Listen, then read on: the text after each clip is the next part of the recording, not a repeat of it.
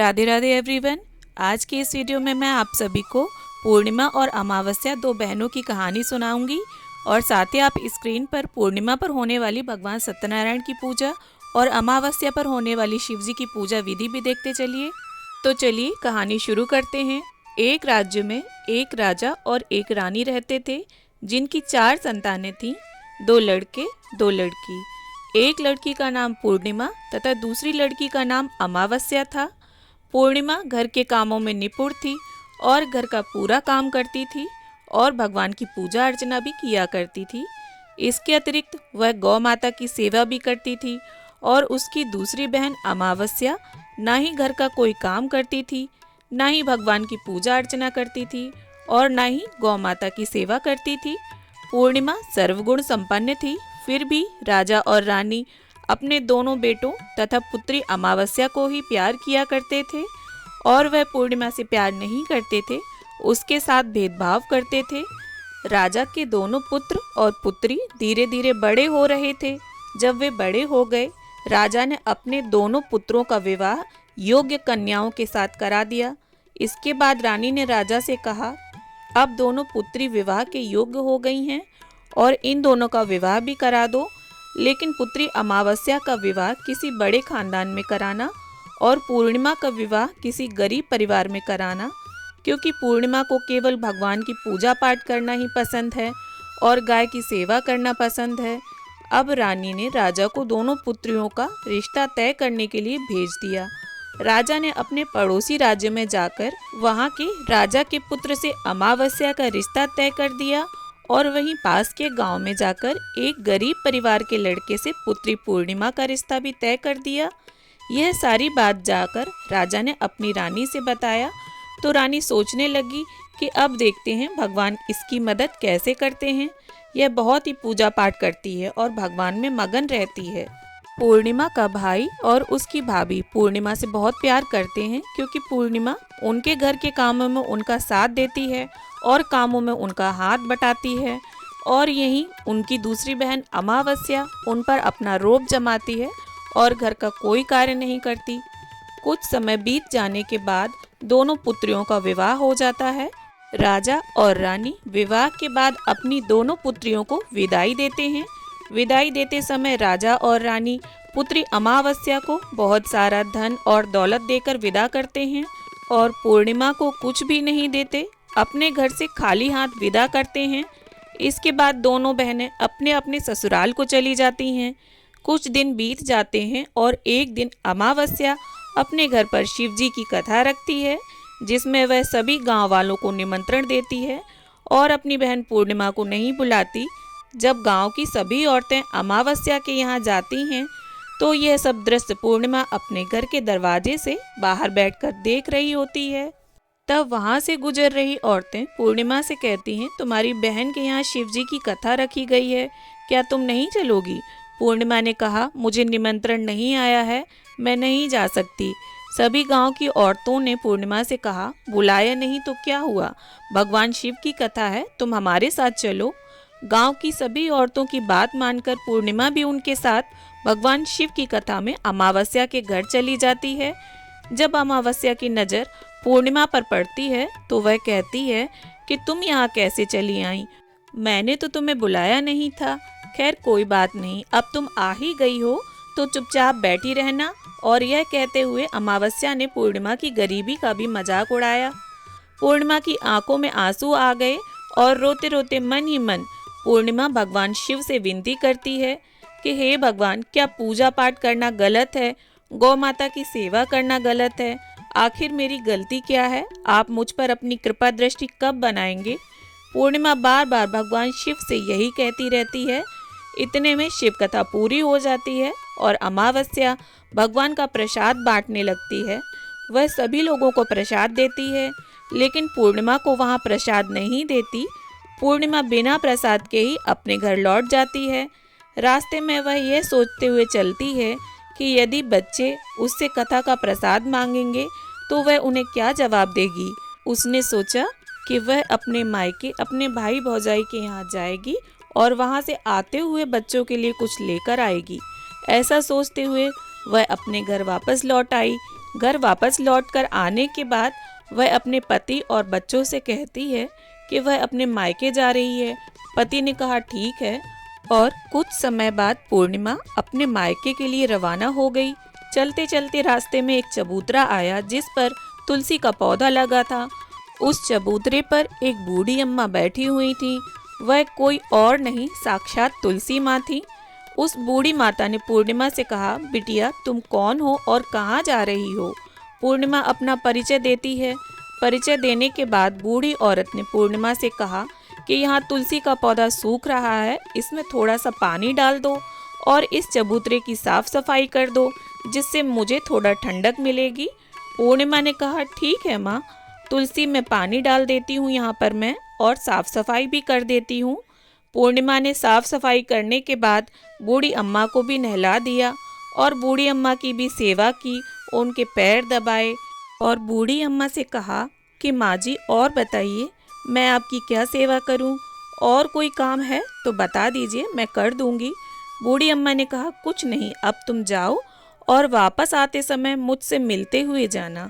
पूर्णिमा ने बूढ़ी अम्मा से कहा ठीक है, मैं जाती हूँ, वापस आते वक्त आपसे मिलते हुए जाऊंगी। कुछ समय आगे चलने के बाद एक शिव मंदिर आया। वहाँ पर उसे एक बूढ़े बाबा मिले जो मंदिर के बाहर बैठे हुए थे। वह कोई और नहीं, साक्षात भोलेनाथ थे। उन्होंने पूर्णिमा से कहा कि कहाँ जा रही हो बेटी, तुम कौन हो? तब पूर्णिमा ने अपना परिचय दिया। फिर उस बूढ़े बाबा ने पूर्णिमा से कहा इस चबूतरे की और इस मंदिर की सफाई कर दो। तब पूर्णिमा ने मंदिर की और चबूतरे की सफाई कर दी और वहाँ पर पूजा पाठ अर्चना भी की, और साफ सफाई पूजा अर्चना करने के बाद उसने बूढ़े बाबा को भी नहला दिया और उनसे कहा कि बाबा और कोई काम हो तो बताइए। तब बूढ़े बाबा ने कहा नहीं बेटी, अब तुम जाओ और वापस आते वक्त मुझसे मिलते हुए जाना। पूर्णिमा ने कहा ठीक है बाबा, मैं जाती हूँ, वापस आते हुए आपसे मिलते हुए जाऊंगी। आगे चलते चलते कुछ दूर चलने के बाद पूर्णिमा को एक काली जी का मंदिर दिखा। वहाँ भी एक बूढ़ी अम्मा चबूतरे पर बैठी हुई थी। उस बूढ़ी औरत ने भी पूर्णिमा से कहा कि बेटी तुम कौन हो, कहाँ जा रही हो? तब पूर्णिमा ने उस बूढ़ी औरत को भी अपना परिचय दिया। बूढ़ी औरत ने पूर्णिमा से कहा कि यहाँ पर सभी पूजा पाठ करने के लिए आते हैं, लेकिन मंदिर की साफ सफाई करने के लिए कोई नहीं आता, इसलिए तुम मंदिर की और चबूतरे की साफ सफाई कर दो। पूर्णिमा ने कहा ठीक है माता जी, और पूर्णिमा मंदिर की और चबूतरे की साफ सफाई कर देती है और पूजा पाठ भी करती है और माता जी का श्रृंगार कर देती है और उस बूढ़ी अम्मा को भी नहला देती है और बूढ़ी अम्मा के पैर दबाती है और कहती है कि सभी काम हो गया है माँ जी, और कोई काम हो तो बताइए। बूढ़ी अम्मा कहती हैं कि नहीं बेटी, अब तुम जाओ, लेकिन वापस आते वक्त मुझसे मिलते हुए जाना। पूर्णिमा कहती है ठीक है, और वह आगे चली जाती है। आगे चलते चलते एक नदी आती है। वहाँ पर भी एक बूढ़ी अम्मा बैठी रहती हैं और वह कहती हैं कि बेटी तुम कौन हो, कहाँ से आई हो? उसे भी पूर्णिमा अपना परिचय देती है। बूढ़ी औरत पूर्णिमा से कहती है कि नदी पर स्नान करने तो यहाँ पर सब आते हैं, लेकिन यहाँ की साफ सफाई कोई नहीं करता, इसलिए तुम इस किनारे पर साफ सफाई कर दो। पूर्णिमा कहती है ठीक है माँ जी, और वहाँ की साफ सफाई कर देती है और उस बूढ़ी अम्मा के पैर दबा देती है और कहती है माँ जी और कोई काम हो तो बताइए। बूढ़ी औरत कहती है कि कुछ नहीं बेटी, तुम जाओ, लेकिन वापस आते वक्त मुझसे मिलते हुए जाना। और पूर्णिमा नाव में बैठकर नदी के दूसरे किनारे पहुँच जाती है और वह अपने मायके के घर पहुँच जाती है। वहाँ पर पूर्णिमा के भाई और भाभी उसे देखकर बहुत खुश हो जाते हैं और वे पूर्णिमा की बहुत खातिरदारी करते हैं और उससे बहुत सारी बातें करते हैं और कहते हैं कि बच्चों को भी साथ में लेकर आती तो बहुत अच्छा होता। अब कुछ समय के बाद पूर्णिमा ने वापस अपने ससुराल जाने को कहा तो उसकी भाभी ने उसके लिए एक साड़ी दी और बच्चों के लिए खिलौने, कपड़े और खाने पीने की कुछ चीज़ें रख दी और कहा कि तुम बहुत दिनों के बाद आती हो। और पूर्णिमा की भाभी ने यह थैला पूर्णिमा के हाथ में दे दिया और कहा कि जाओ और जल्दी वापस आना। इसके बाद पूर्णिमा वहां से अपने ससुराल के लिए रवाना हो गई और उसी नदी के किनारे पहुंचकर नाव में बैठकर दूसरे किनारे पर उतर गई। वहां पर उतरने के बाद उसे वहां वही बूढ़ी अम्मा मिली जो साक्षात गंगा मैया थी। उस बूढ़ी अम्मा ने पूर्णिमा को एक थैला दिया और कहा कि तुम इसे अपने घर जाकर ही खोलना। अब पूर्णिमा के पास बहुत थैले हो गए थे, उन्हें लेकर पूर्णिमा वहां से रवाना हुई आगे कुछ दूर चलने पर काली माँ का मंदिर आया। वहाँ पर काली माँ बूढ़ी माँ के रूप में विराजमान थीं। उन्होंने कहा, आ गई बेटी पूर्णिमा? पूर्णिमा ने कहा, हाँ माँ जी, मैं आ गई। तो काली माँ ने उसे एक थैला दिया और कहा, तुम यह थैला अपने घर जाकर खोलना। अब पूर्णिमा के पास 3 थैले हो गए थे। तीनों थैली लेकर पूर्णिमा आगे बढ़ी। कुछ दूर जाने पर शिवजी का मंदिर आया, जहाँ बूढ़े बाबा के रूप में शिवजी स्वयं विराजमान थे। बूढ़े बाबा ने कहा, पूर्णिमा तुम वापस आ गई? पूर्णिमा ने कहा, हाँ बाबा, मैं वापस आ गई। बूढ़े बाबा ने भी पूर्णिमा को एक थैला दिया और कहा कि यह थैला तुम घर जाकर ही खोलना। पूर्णिमा ने कहा, ठीक है बाबा। अब पूर्णिमा के पास 4 थैले हो गए थे। अब पूर्णिमा 4 थैले कैसे ले जाती? उसने एक पुरानी साड़ी निकाली और उन सभी थैलों की एक गठरी बना ली और सर पर रखकर वहां से रवाना हो गई। कुछ दूर जाने के बाद उसे तुलसी माँ बूढ़ी औरत के रूप में मिलती हैं और कहती हैं, पूर्णिमा तुम आ गई? पूर्णिमा कहती है, हाँ माँ जी, मैं आ गई। वह बूढ़ी औरत भी उसे एक थैला देती है और कहती है कि यह थैला तू अपने घर जाकर ही खोलना। पूर्णिमा कहती है, ठीक है माँ जी। अब पूर्णिमा के पास 5 थैले हो गए थे। पूर्णिमा वहां से रवाना हुई तो अपने घर पहुंची और पूर्णिमा ने गठरी को नीचे रखा और सबसे पहले अपने मायके का थैला खोलकर देखने लगी। उसमें बच्चों के लिए अच्छे अच्छे कपड़े और खाने पीने की चीज़ें थीं और उसके लिए कुछ गहने भी थे। पूर्णिमा ने कपड़े अपने बच्चों को दे दिए और खाने पीने की चीज़ें भी बच्चों को दे दी। बच्चे यह सब पाकर बहुत खुश थे। अब पूर्णिमा ने दूसरा थैला खोला जो उसे गंगा मैया ने दिया था। उसमें ढेर सारे हीरे, जवाहरात, सोना, चांदी आदि निकला। इसके बाद अब पूर्णिमा ने तीसरा थैला खोला जो उसे काली माँ ने दिया था। उसमें बहुत सारा सोना, श्रृंगार का सामान भरा हुआ था। इसके बाद पूर्णिमा ने चौथा थैला खोला जो उसे भगवान शिव ने दिया हुआ था। उसमें बहुत सारा धन संपत्ति भरा हुआ था और बहुत सारी खुशियाँ भरी हुई थीं। इसके बाद अब पूर्णिमा ने 5वां थैला खोला जो उसे तुलसी मैया ने दिया था। उसमें चावल, दाल और 7 प्रकार के खाने की चीज़ें भरी हुई थीं। अब पूर्णिमा के घर में किसी भी चीज़ की कमी नहीं थी। उसका घर धन धान्य से भरा हुआ था। अब पूर्णिमा और उसका परिवार सुख से जीवन व्यतीत करने लगा। अब पूर्णिमा के मन में विचार आया कि क्यों ना शिव जी की कथा कराई जाए और शिव जी की कथा में एक कार्यक्रम रखा जाए। पूर्णिमा ने गांव के सभी लोगों को निमंत्रण दिया और घर घर जाकर सभी लोगों को बुलाया। पूर्णिमा अपनी बहन अमावस्या के घर भी गई और अमावस्या को भी शिवजी की कथा के लिए उसने अपने घर पर बुलाया। जब अमावस्या पूर्णिमा के घर शिवजी की कथा में आई तो उसने देखा कि पूर्णिमा के घर में किसी भी चीज़ की कोई कमी नहीं है। इतना सारा धन दौलत देखकर अमावस्या आश्चर्यचकित हो गई। उसने पूर्णिमा से कहा कि तुम्हारे घर में इतनी धन दौलत कहाँ से आई? पूर्णिमा ने कहा, देखो बहन, तुमने शिवजी की कथा में मुझे नहीं बुलाया था, फिर भी मैं चली आई और तुमने मुझे प्रसाद तक नहीं दिया और मेरी गरीबी का मजाक भी उड़ाया। उसके बाद मैं अपने घर आ गई और घर आते हुए मन ही मन सोच रही थी कि अपने मायके जाऊंगी और मैं अपने मायके चली गई और जो कुछ घटना इस बीच हुई वह सभी घटना अपनी बहन अमावस्या को बताती है। तो अमावस्या कहती है कि तुम भी मुझे प्रसाद मत दो और मुझे डांट लो, लेकिन पूर्णिमा ने कहा कि यह तो भगवान का प्रसाद है, मैं तो सबको दूंगी और तुम्हें भी दूंगी। फिर भी अमावस्या ने प्रसाद नहीं लिया और वह सीधे अपने घर चली गई। घर जाकर अपने बच्चों से कहकर वह अपने मायके जाने के लिए तैयार हो गई और मायके के लिए निकल गई। उसे भी रास्ते में चलते चलते तुलसी माँ मिली जो चबूतरे पर बूढ़ी माँ के रूप में बैठी हुई थी। बूढ़ी माँ ने अमावस्या से कहा, बेटी कौन हो तुम और कहाँ जा रही हो? अमावस्या ने अपना परिचय दिया। बूढ़ी माँ ने कहा, बेटी ये तुलसी का पौधा सूख रहा है, इसमें थोड़ा सा पानी डाल दो और इस चबूतरे की साफ सफाई कर दो। इस पर अमावस्या ने कहा, बुढ़िया तुझे दिखाई नहीं दे रहा, मैंने इतनी महंगी साड़ी पहन रखी है, यह गंदी हो जाएगी। ऐसा कहकर वहाँ से वह आगे चली गई।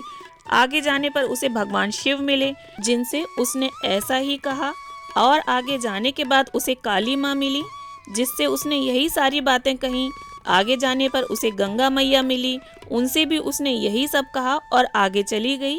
इसके बाद अमावस्या जब नाव में बैठने लगी तो उसकी नाव में फूलों की जगह कांटे भरे हुए थे जो उसके पैरों में चुभ रहे थे। किनारे पर उतरकर वह अपने मायके चली गई। जब वहां उसे उसकी भाभियों ने तथा भाइयों ने देखा तो मन ही मन कहने लगे कि काम की ना काज की, 2.5 मन अनाज की। अब यह आ ही गई है तो ठीक है।